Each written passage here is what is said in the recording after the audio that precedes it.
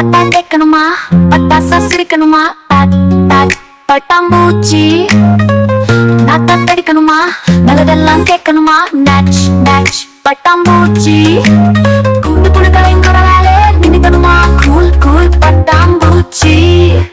இது கலை இலக்கியம் சமூகம் என கடைக்கொடி மக்களுக்காய் சிறையடிக்கும் ஒரு கலக்கல் FM.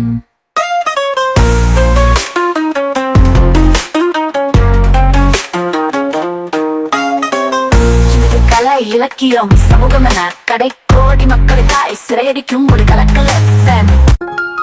வணக்கம் நேயர்களே, நீங்கள் கேட்டுக்கொண்டிருப்பது உங்களுக்கு ரொம்ப ரொம்ப பிடித்தமான வனதேவதை நிகழ்ச்சியில இதுவரைக்கும் நம்ம பனித்துளியில ஆரம்பிச்சு பட்டாம்பூச்சி வரைக்கும் பார்த்தோம், சின்ன நத்தையில ஆரம்பிச்சு பெரிய யானை வரைக்கும் பார்த்தோம், குட்டி குட்டி பூக்கள்ல ஆரம்பிச்சு குளிர்ச்சியான பழங்கள் வரைக்கும் பார்த்தோம். இனிமே நம்ம என்ன பார்க்க போறோம் அப்படின்னு தெரியுமா? காட்டுக்குள்ள மட்டும் இல்லங்க, நாட்டுக்குள்ளயும் குறைஞ்சிட்டே இருக்கிற மரங்களை பார்க்க போறோம். ஓடிட்டே இருக்க பட்டணத்துக்கு மத்தியில பாடிட்டே இருக்கிற பட்டிக்காட்டை பார்க்க போறோம். ஆமாங்க, மலைகளோட முகட்லையும் காடுகளோட இருட்டிலையும் வாழக்கூடிய பழங்குடி இனங்களை பார்க்க போறோம். இதெல்லாத்தையும் நமக்கு படம் பிடிச்சு காட்டுறதுக்காக நம்ம பட்டாம்பூச்சி எஃப்எம்ல பாதம் பதிக்கிறாங்க சரித்திர ஆய்வாளர், ஓலைச்சுவடிகளின் நேசகர், கல்வெட்டியல் ஆர்வலர், தஞ்சை ஏடகத்தின் பொருளாளர், ஆசிரியர் ஜெயலட்சுமி அவர்கள். வாங்க நேயர்களே, மழை தரும் மரங்களையும் மரம் தரும் இனங்களையும் கேட்டு கேட்டு கேட்டு கொண்டாடலாம்.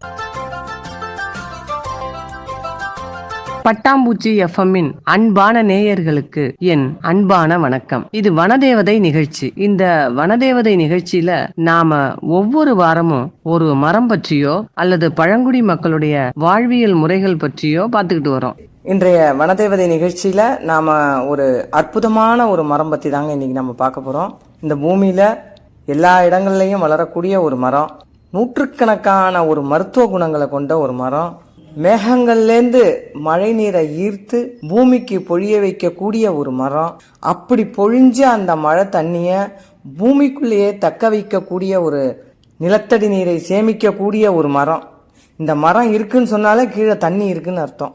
ஆமா, இந்த மரத்தோட பேரு நமக்கு எல்லாம் தெரிஞ்ச நல்ல ஒரு மரம் தான் அத்திமரம். அத்திமரம் தாங்க இன்னைக்கு நம்ம பார்க்க போறோம்.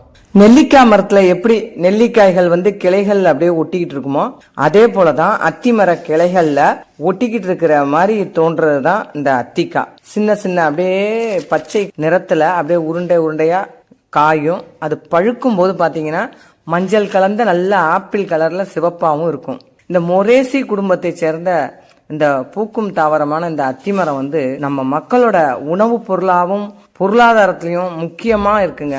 இது சிறு மரம் தான். சிறு மரம் 10லேருந்து ஒரு 10 மீட்டர் வரைக்கும் அது வளரக்கூடியது. இது ஒரு இலையுதிர் மரமா தான் இருக்கும். இந்த மரத்தோட கிளைகள் பாத்தீங்கன்னா வெண்மை நிறத்துல இருக்கும். இலைகள் பாத்தீங்கன்னா நல்ல பச்சை நிறத்துல நல்ல கரும்பச்சை நிறத்துலயும் இருக்கும்.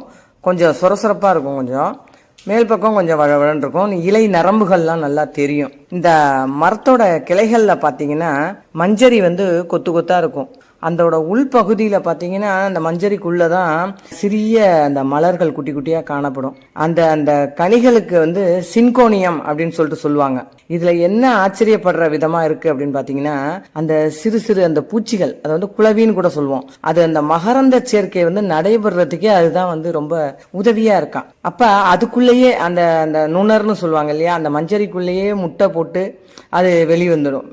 அப்ப இது அதுக்குள்ளேயே இருந்து பழம் பழுத்து அது வெளியில வரும்போது இது வெளியில வந்துடும். இது ரொம்ப பெரிய ஆச்சரியமா இருக்கும். அதான் அந்த அத்திப்பழத்தை புட்டால் அத்தனையும் சொத்தை நம்ம சொல்லுவோம் இல்லையா, அது இதனால ஒரு பழமொழி தான் போல இருக்கு.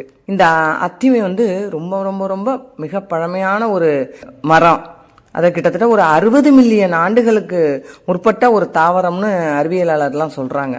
இதோட கனிகள் பழங்கள் பறவைகள், குரங்கு, மரங்கொத்தி, அணில்கள், மைனா, ஏன் மனிதர்கள் எல்லாருக்குமே ரொம்ப பிடிச்சமானது.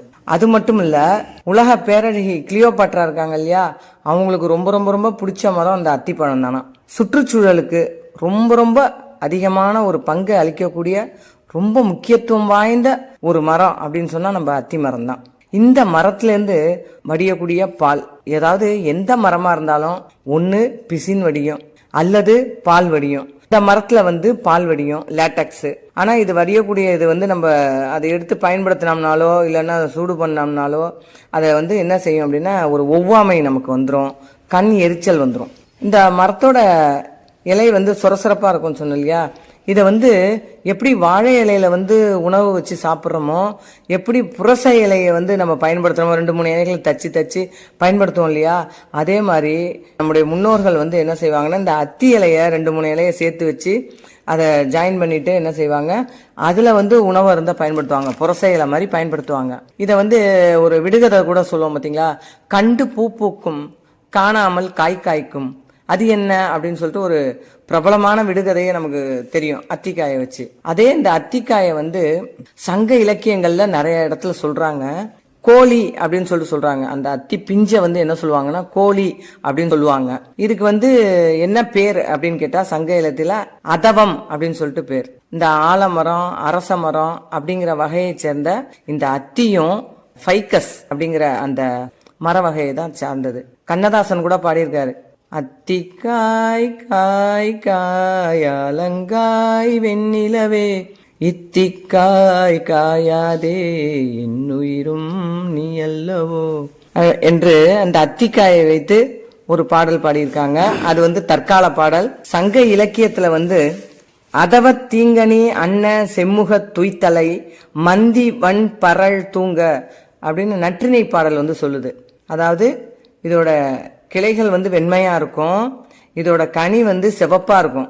அந்த சிவப்பா இருக்கிற கனி எது மாதிரி இருக்கு அப்படின்னு கேட்டா மந்தியோட முகம், அதாவது குரங்குடைய முகம் எந்த அளவு செம்மையா இருக்கோ அதுக்கு உதாரணமா இருக்கு அப்படின்னு சங்க இலக்கியத்துல நற்றிணை பாடல் சொல்லுது. அதே போல குறுந்தொகையில பாத்தீங்கன்னா, ஆற்றையல் எழுந்த வெண்கோட்டை தவத்து எழு குளிர் மிதித்த ஒரு பழம் போல அப்படின்னு சொல்லிட்டு அந்த பாடல். அதாவது என்னன்னா மென்மையா இருக்கும், அது நண்டு மிதித்த இதோட கனி வந்து அப்படி குழையும் அப்படின்னு குறுந்தொகை பாடல் வந்து சொல்லுது. இந்த அத்திமரம் வந்து ஒரு புனிதமான மரமா, நமக்கு எப்படி ஆலமரமோ எப்படி வேப்ப மரமோ எப்படி அரச மரமோ அதே போல அத்திமரமும் மிக புனிதமாக கருதப்படுது. மகாவிஷ்ணுவுடைய அம்சமா சொல்லப்படுகக்கூடிய அத்திமரம். அது மாதிரி பைபிள்லையும் குரான்லையும் வேதங்கள்லையும் இந்த மரத்தை வந்து சிறப்பா குறிப்பிட்டுள்ளாங்க.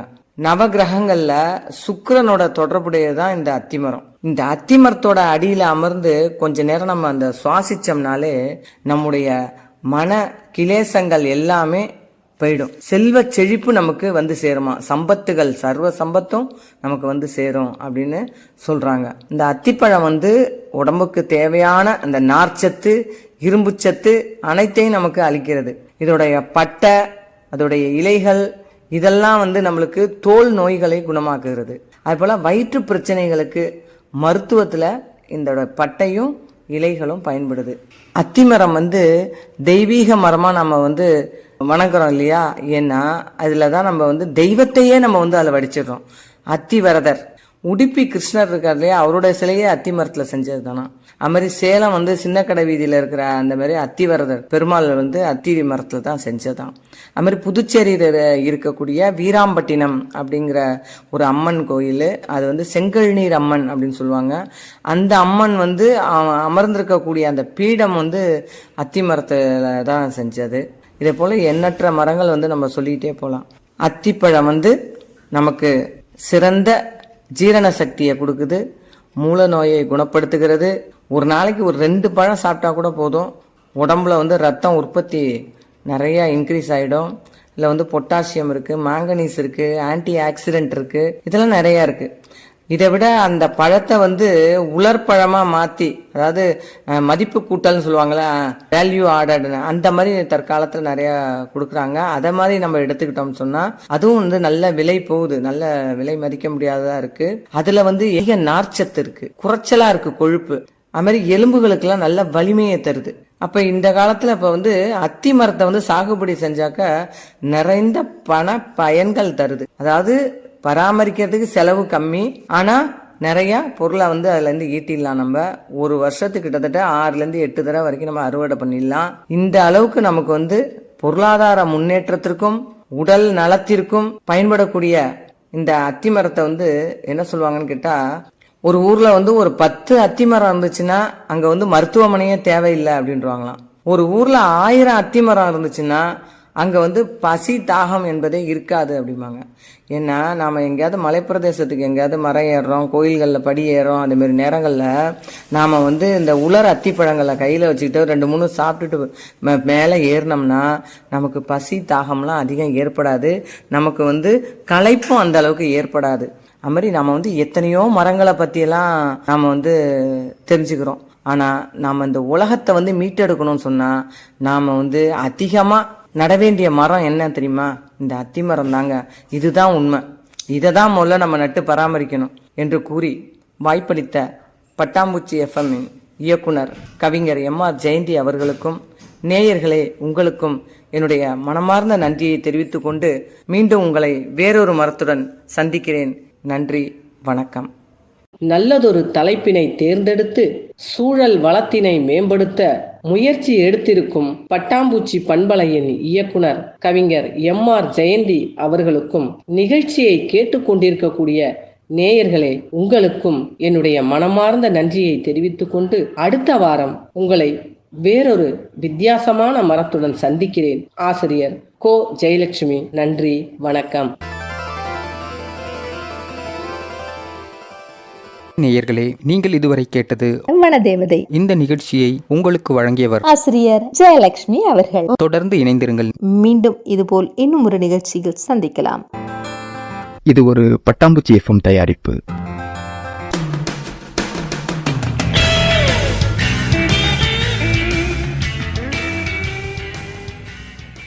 நீங்கள் கேட்டுக்கொண்டிருப்பது பட்டாம்பூச்சி FM. இது உங்களை பரவசமாக்கும் FM. கேட்டால் சலிக்காது, கேட்க கேட்க திகட்டாது.